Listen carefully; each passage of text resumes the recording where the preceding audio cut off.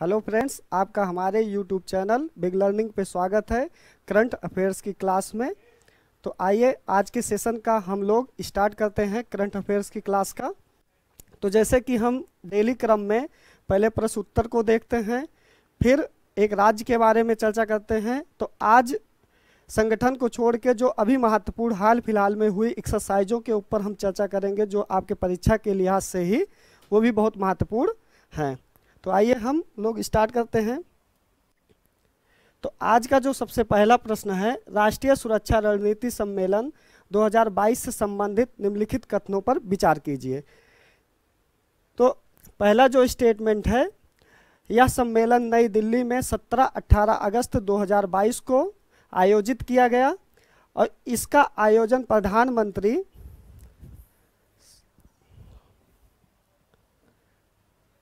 17-18 अगस्त 2022 को आयोजित किया गया। कहाँ पे? नई दिल्ली में। और इसका आयोजन प्रधानमंत्री नरेंद्र मोदी के राष्ट्रीय सुरक्षा के सभी पहलुओं को मजबूत कर राष्ट्र की सुरक्षा सुनिश्चित करने के विजन के अनुरूप किया गया। तो पहला जो स्टेटमेंट है सही है और दूसरा भी स्टेटमेंट सही है। तो इसमें कथन दिए गए हैं, जो कथन सही हैं, यानी सही कथनों का आपका चुनाव करना है। तो कथन एक सही है, कथन बी सही है, या दोनों सही है, या इनमें से कोई नहीं सही है। तो जैसे कि हमने बताया कि इसका दोनों कथन जो है वो सही है, तो इसलिए विकल्प जो है आपका सी इसका सही उत्तर हो जाएगा।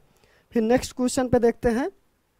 राष्ट्रपति रामनाथ कोविंद ने 9 जुलाई 2022 को युवा सम्मेलन पर एक बैठक में भाग लिया, जिसे माई होम इंडिया द्वारा आयोजित किया गया। यह बैठक कहाँ आयोजित की गई? जो राष्ट्रपति, इससे पूर्व राष्ट्रपति रामनाथ कोविंद जी थे, तो उन्होंने 9 जुलाई 2022 को युवा सम्मेलन में एक बैठक में भाग लिया, जिसे माई होम इंडिया द्वारा आयोजित किया गया था। और यह बैठक कहाँ आयोजित की गई? तो इसका जो सही विकल्प है, यह बैठक नई दिल्ली में आयोजित की गई थी। फिर नेक्स्ट क्वेश्चन पे देखते हैं। छठी उपराष्ट्रीय सुरक्षा सलाहकार स्तर की बैठक के संदर्भ में निम्नलिखित कथनों पर विचार कीजिए।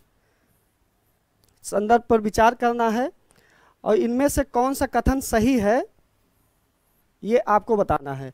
तो इस बैठक की मेजबानी नई दिल्ली में भारत के राष्ट्रीय सुरक्षा परिषद सचिवालय द्वारा की गई, नई दिल्ली में।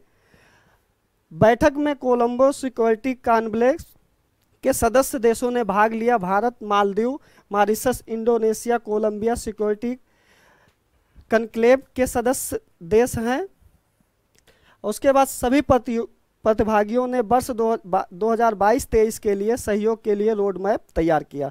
तो इस तरीके के कूट में आपको सबसे ज़्यादा ध्यान देने बात यह हो कि इस विकल्प में कौन सा एक विकल्प अगर आपको गलत मिल जाता है तो आपको उत्तर खोजने में थोड़ा आसानी हो जाती है। तो जैसे कि पहले विकल्प में जो नई दिल्ली दिया गया है, तो नई दिल्ली में यह बैठक नहीं की गई थी, ये बैठक कहाँ की गई थी? केरल में।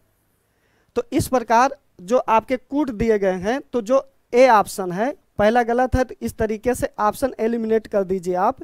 पहला भी गलत है, दूसरा भी गलत है और तीसरा भी गलत है, यानी कि तीनों विकल्पों में ए ऑप्शन है और ए ऑप्शन इसका गलत है।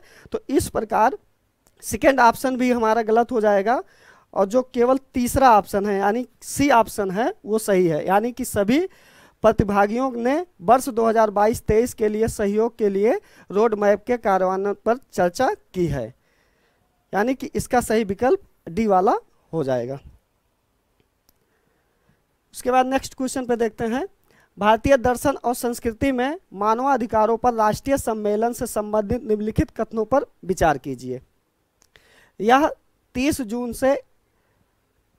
से प्रारंभ होकर 1 जुलाई 2022 तक विज्ञान भवन नई दिल्ली में आयोजित किया गया। सम्मेलन की मेजबानी NHRC द्वारा इंदिरा गांधी राष्ट्रीय कला केंद्र INNCA के सहयोग से की गई। प्रधानमंत्री नरेंद्र मोदी इस सम्मेलन में मुख्य अतिथि थे। तो इस प्रकार इसमें भी आपको सही विकल्प का चुनाव करना है जो कूट में दिया गया है, यानी कि कौन सा कथन सही है ये आपको बताना है। तो इसमें जो है, इस बैठक में जो मुख्य अतिथि थे वो हमारे जो गृह मंत्री हैं अमित शाह जी जो हैं उनके वो मुख्य अतिथि थे। तो इस प्रकार जो सी ऑप्शन है यानी कि बी और सी ये दोनों गलत हो जाएंगे और पहला और दूसरा स्टेटमेंट जो है वो बिल्कुल सही है। तो इस प्रकार ऑप्शन ए जो है वो हमारा सही विकल्प हो जाएगा इस प्रश्न का। उसके बाद फिर नेक्स्ट क्वेश्चन पे देखते हैं। हाल ही में सेना प्रमुख मनोज पांडे ने कारगिल इंटरनेशनल मैराथन का उद्घाटन किया। कहाँ पे किया गया है ये? तो ये आपके लद्दाख में किया गया है। ग्लोबल क्लीन एनर्जी फोरम का प्रतिनिधित्व हाल ही में कौन करने जा रहा है? तो जो डॉक्टर जितेंद्र सिंह हैं उनके द्वारा ये चीज़ की जा रही है। ग्लोबल क्लीन एनर्जी फोरम का प्रतिनिधित्व डॉक्टर जितेंद्र सिंह के द्वारा किया जा रहा है। हाल ही में बांग्लादेश के किस क्रिकेटर ने टेस्ट क्रिकेट से संन्यास लेने की घोषणा की है? तो ऐसे जो खिलाड़ी हैं उनका नाम जो है रूबेल हुसैन है। हाल ही में रक्षा मंत्री राजनाथ सिंह किस देश की 3 दिवसीय आधिकारिक यात्रा पर गए हुए हैं? तो इसमें 4 विकल्प दिए गए हैं। तो अभी वो रूस की मिस्र की यात्रा पे गए हुए हैं। किस राज्य के उपराज्यपाल ने हाल ही में कम्युनिटी पुलिसिंग पहल बी केयर शुरू किया गया है? तो ऐसा शुरू करने वाला जो राज्य है वो कौन सा है? हमारा दिल्ली है। अडानी ग्रीन ने किस राज्य में हाल ही में 325 मेगावाट की पवन ऊर्जा परियोजना को शुरू किया गया है? तो ऐसा शुरू करने वाला जो राज्य है हमारा वो एमपी है। हाल ही में जम्मू कश्मीर में कहां पर पहला मल्टीप्लेक्स खोला गया है? तो ये खोला गया है हमारे श्रीनगर यूटी में, यूनियन टेरिटरी में। संपत्ति पंजीकरण को डिजिटाइज करने वाला पहला राज्य जो बना है महाराष्ट्र है। किस देश में हाल ही में अंडर 19 महिला T20 विश्व कप 2023 खेला जाएगा? तो ऐसा देश जो है जहां खेला जाएगा वो है दक्षिण अफ्रीका। हाल ही में हैदराबाद मुक्ति दिवस समारोह का उद्घाटन किसके द्वारा किया गया? जो हमारे गृह मंत्री अमित शाह हैं उनके द्वारा ये शुरू किया गया है। हाल ही में कहां उभरते कानून मुद्दों पर सम्मेलन का उद्घाटन हुआ है? तो ये कौन सा राज्य है? तो राजस्थान राज्य में ये शुरू किया गया है। कहां के वैज्ञानिकों ने टीबी का वैक्सीन देने के लिए नई विधि को तैयार किया गया है? तो ऐसा करने वाला जो है IICSC बेंगलुरु के द्वारा शुरू किया गया है। सितंबर 2022 को तकरीबन 32 वर्ष की शानदार सेवा के पश्चात कौन से जो हमारे INS को सेवा मुक्त कर दिया गया है? जो नौसेना का एक जहाज था वो किसके द्वारा, कौन सा जहाज था? तो INS जो अजय था उसको अभी मुक्त कर दिया गया सेवा से 32 सालों के पश्चात।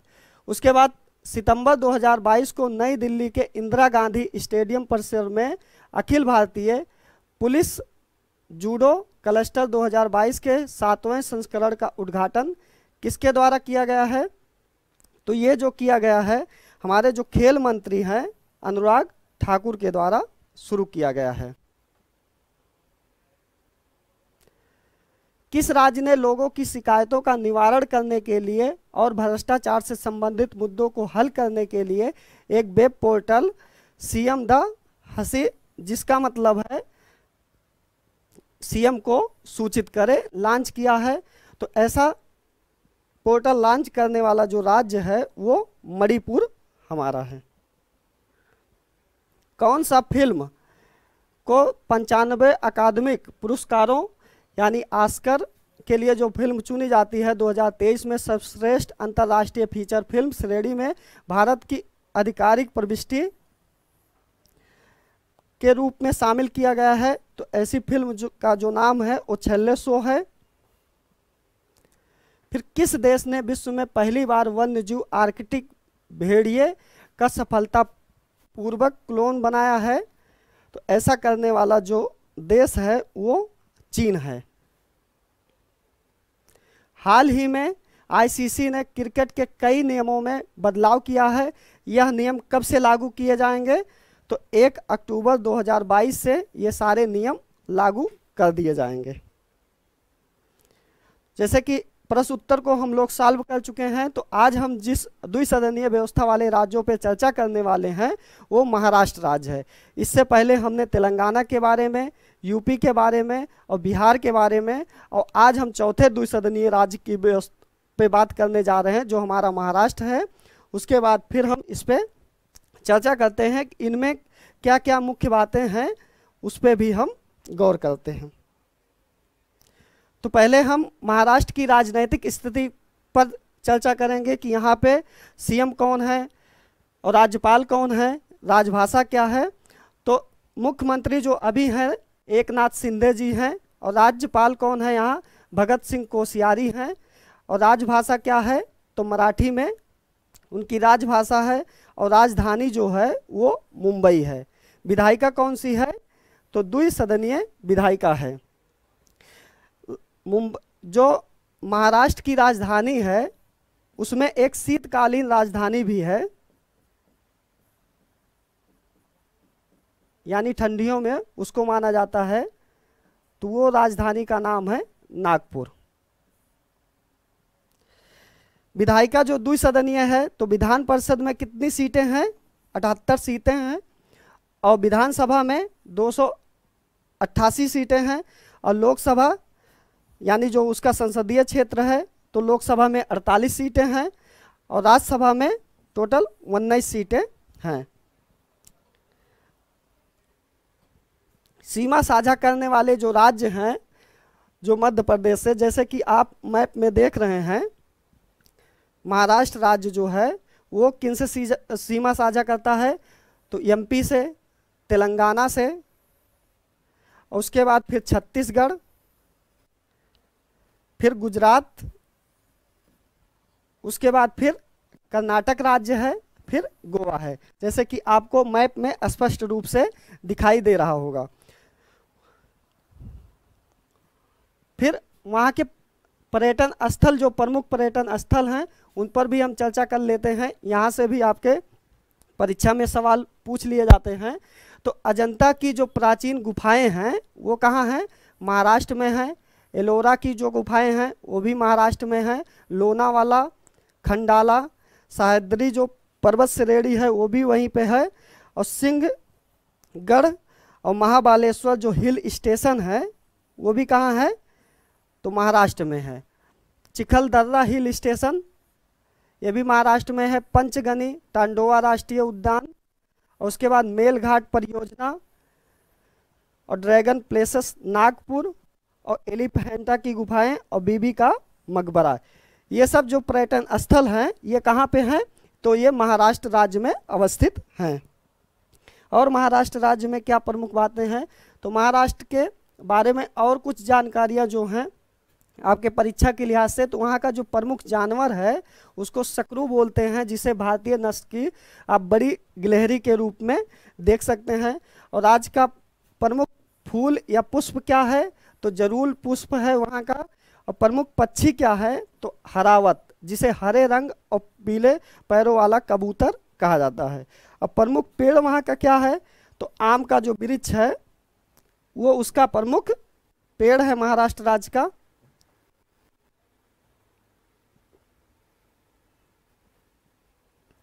और राज्य का प्रमुख फल क्या है, तो प्रमुख फल जो है वो आम है। वहाँ का परंपरागत नृत्य क्या है, तो लोहड़ी वहाँ का परंपरागत नृत्य है। महाराष्ट्र राज्य के कुछ विशेष मंदिर जो हैं उसको भी हम देख लेते हैं। एलिफेंटा की जो गुफा मंदिर है वो भी वहीं है, मुंबा देवी मंदिर, कैलाश मंदिर, बालाजी मंदिर, गिरजा माता विनायक मंदिर और सिद्धि विनायक का मंदिर जो है वो भी महाराष्ट्र में है, वरद विनायक मंदिर, मुंबा देवी की मंदिर, महालक्ष्मी मंदिर और कपालेश्वर का मंदिर और साईं बाबा का मंदिर और मुक्ति धाम जो मंदिर है, ये सब कहाँ है? ये महाराष्ट्र राज्य में अवस्थित हैं।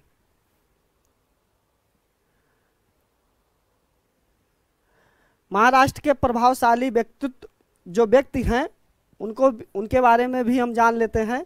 तो शिवाजी महाराज जो थे, ज्योतिबा फूले, राजसी साहू महाराज, लोकमान्य तिलक, बाबा साहब अंबेडकर जी जो थे, और उसके बाद सचिन तेंदुलकर, लता मंगेशकर और दादा साहब फाल्के जी, ये सब महाराष्ट्र के बहुत प्रभावशाली व्यक्तियों में से एक थे। यह हैं संत भूमि, यानी कि महाराष्ट्र को संतों की भूमि के नाम से भी जाना जाता है, क्योंकि महाराष्ट्र में कई संत पैदा हुए थे। तो संत ज्ञानेश्वर, संत तुकाराम और संत रामदास, संत एकनाथ और संत नामदेव, ऐसे बहुत संत महाराष्ट्र की धरती पे जन्मे हुए थे। महाराष्ट्र राज्य में प्रवाहित होने वाली जो प्रमुख नदियां हैं उसको भी हम देख लेते हैं। तो भीमा है, कृष्णा है, गोदावरी है, बैनगंगा, नर्मदा, पैनगंगा, कोयना, पंचगंगा, इंद्रायणी, अकुंडलिका, मुल्ला, मुंठा, मांजरा, पूरा, वशिष्ठी, प्राणहिता, नीरा और पौना।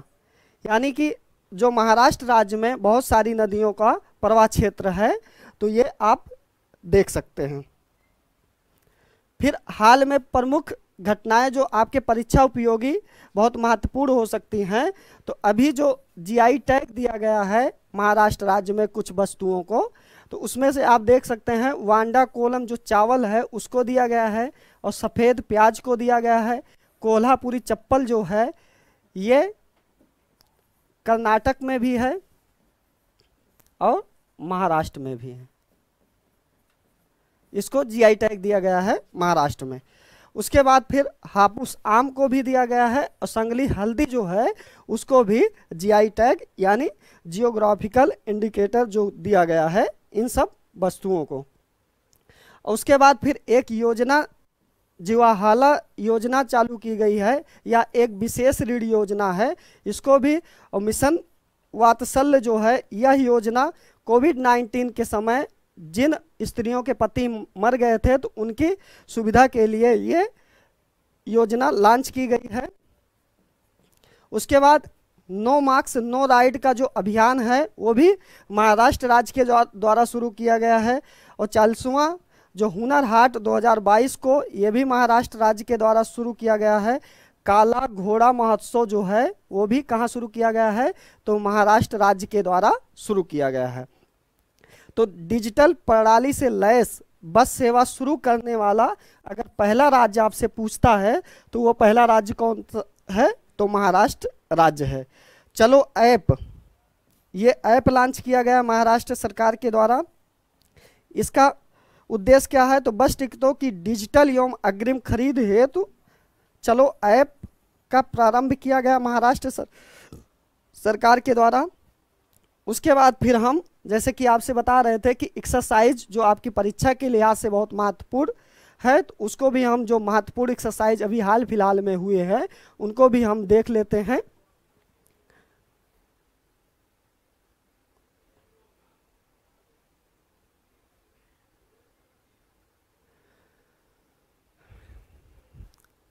अभी हाल ही में हुए प्रमुख जो सैन्य अभ्यास हैं उनको हम देखते हैं। तो पहला जो है युद्ध अभ्यास, ये किन देशों के बीच हुआ? इधर आपका अभ्यास का नाम दिया गया है, और किन देशों के बीच हुआ है ये इधर दिया गया है। तो युद्ध अभ्यास इंडिया और अमेरिका के बीच हुआ है, और इक्वेरिन जो है वो भारत और मालदीव के बीच किया गया है। उसके बाद फिर एक्स वज्र प्रहार जो 2022 का युद्धाभ्यास है वो भी भारत और अमेरिका के बीच किया गया है। और अल नजाह जो 4 है वो किसके बीच किया गया है? तो भारत और ओमान के बीच किया गया है। एक्स बिनमैक्स जो 2022 है वो किन देशों के बीच किया गया है, तो भारत और वियतनाम के बीच ये शुरू किया गया है। समुद्री साझेदारी सैन्य अभ्यास MPX जो है वो किसके द्वारा किया गया है, तो इंडिया और फ्रांस के द्वारा किया गया है। और उदार शक्ति जो है वो भारत और मलेशिया के द्वारा स्टार्ट किया गया है। और सिटमैक्स जो अभ्यास है वो सिंगापुर, भारत और थाईलैंड के बीच शुरू किया गया है। और बोस्टोक जो है इसकी मेजबानी जो कर रहा है वो रूस कर रहा है, लेकिन इसका जो हिस्सा बनने जा रहा है भारत इस अभ्यास में पार्टिसिपेट कर रहा है। उसके बाद पिच ब्लैक 2022 ये ऑस्ट्रेलिया में शुरू किया गया है, ये द्विवार्षिक युद्धाभ्यास है। उसके बाद काजिंद ये युद्धाभ्यास भारत और कजाकिस्तान के बीच शुरू किया गया है। और समुद्री साझेदारी अभ्यास जो है वो किन देशों के बीच स्टार्ट किया गया है, तो इंडिया और जापान के बीच शुरू किया गया है। और हैंड इन हैंड ये आपके पड़ोसी जो देश है चीन के द्वारा शुरू किया गया है, यानी भारत और चीन इसमें पार्टिसिपेट कर रहे हैं। रिमपैक्स 2022 ये भी इंडिया और USA के द्वारा स्टार्ट किया गया है। उसके बाद इंद्र जो है वो भारत और रूस के द्वारा, यानी कि भारत और रूस के द्वारा बोस्टोक भी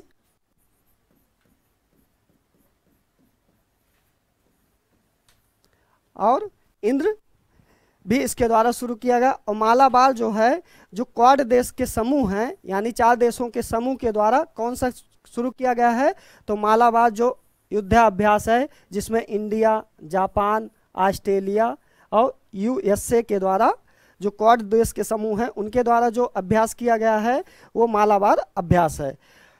गरुड़ शक्ति, समुद्र शक्ति ये दोनों इंडिया और इंडोनेशिया के द्वारा प्रारंभ किया गया अभ्यास है। और शक्ति अगर पूछे सिर्फ तो शक्ति इंडिया और फ्रांस के द्वारा प्रारंभ किया गया है। उसके बाद फिर नेपच्यून स्ट्राइक 2022 नाटो के द्वारा प्रारंभ किया गया है। उसके बाद पश्चिमी लहर XPL 2022 जो शुरू किया गया है वो नेवी के द्वारा आपके पश्चिमी घाट पे शुरू किया गया है। चीरू जो 2022 है ये चाइना, ईरान और रसिया के द्वारा प्रारंभ किया गया युद्ध अभ्यास है। सुरक्षा कवच क्या है, तो सुरक्षा कवच जो किया गया है वो पूरे में सेना और पुलिस के बीच में किया गया अभ्यास है।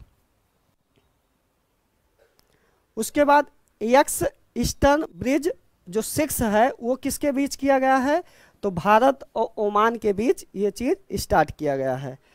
मिलन 2022 तो ये विशाखापत्तनम में नेवी के द्वारा शुरू किया गया है। उसके बाद धर्म गार्जियन अभ्यास ये किसके द्वारा शुरू किया गया है, तो भारत और जापान के बीच ये युद्ध अभ्यास स्टार्ट किया गया है। उसके बाद वरुण, शक्ति और गरुड़, अगर आपको ये तीनों युद्ध अभ्यास पूछता है तो ये किसके द्वारा शुरू किया गया है, भारत और फ्रांस के द्वारा, यानी वरुण और शक्ति और गरुड़ ये तीनों भारत और फ्रांस के बीच स्टार्ट किया गया है। उसके बाद वायु शक्ति, इसका जो आपके राजस्थान के पोखरण में एयरफोर्स के द्वारा किया गया अभ्यास है। उसके बाद ऑपरेशन गंगा क्या है, तो ऑपरेशन गंगा जैसे कि आपको पता है कि रूस